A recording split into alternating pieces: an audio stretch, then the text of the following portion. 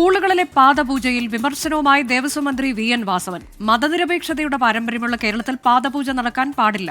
പാദപൂജയും ഗുരുഭക്തിയും രണ്ടാണെന്നും വി.എൻ. വാസവൻ 24-നോട് പറഞ്ഞു. കോഴിക്കോട്ട് നിന്ന് സമീർ സി മുഹമ്മദ് മന്ത്രിയുമായി സംസാരിച്ചു. അതിലേക്ക് മന്ത്രി വി.എൻ. വാസവൻ 24-നൊപ്പം ചേരുകയാണ്.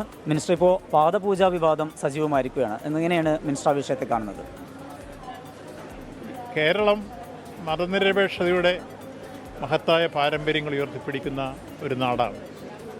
മലയാളികൾ ആ സമ്പന്നമായ സാംസ്കാരിക രൂപം ഉയർത്തിപ്പിടിച്ച് മതേതര ജനാധിപത്യത്തിൻ്റെ മഹത്തായ പാരമ്പര്യങ്ങളുമായി മുന്നോട്ട് പോകുമ്പോൾ അതിന് യോജിക്കാത്ത രൂപത്തിലുള്ള ഒരു നീക്കമാണ് ഈ പാദപൂജ എന്ന് പറയുന്നത്. യഥാർത്ഥത്തിൽ പാദപൂജയും ഗുരുഭക്തിയും രണ്ടാണ്.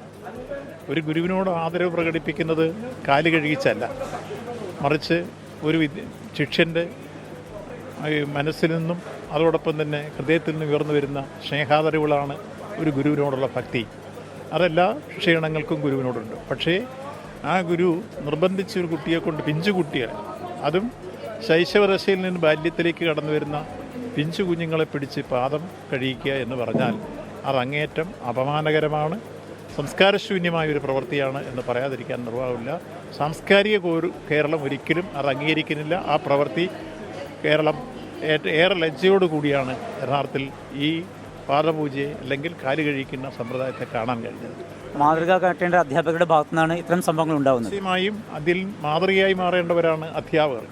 എന്താണ് ഗുരുശിഷ്യ ബന്ധത്തിൻ്റെ പവിത്രതയെന്ന് കാല് കഴുകിച്ചല്ല ബോധ്യപ്പെടുത്തേണ്ടത്, മറിച്ച് ഓരോ ശിഷ്യൻ്റെയും ഹൃദയത്തിൽ നിന്ന് ഉയർന്നു വരുന്ന സ്നേഹ ബഹുമാന ആദരവുകളാണ് ഒരു ഗുരുവിൻ്റെ യഥാർത്ഥ കിട്ടേണ്ട ഗുരുപൂജ.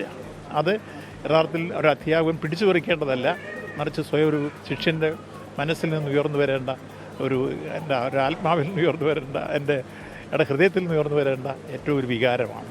അതുകൊണ്ട് ഈ തരത്തിൽ ഈ സാംസ്കാരിക കേരളത്തിന് യോജിക്കാത്ത രൂപത്തിൽ മതേതര ജനാധിപത്യത്തിൻ്റെ മഹത്തായ പാരമ്പര്യം ഉയർത്തിപ്പിടിക്കുന്ന ഈ കേരളത്തിൽ ഒരിക്കലും ഇത്തരത്തിലുള്ള പ്രവൃത്തി നടന്നുകൂടാ. അത് നിരാകരിക്കപ്പെടേണ്ടതാണ്. അത് അങ്ങേറ്റം അപലനീയമാണ്.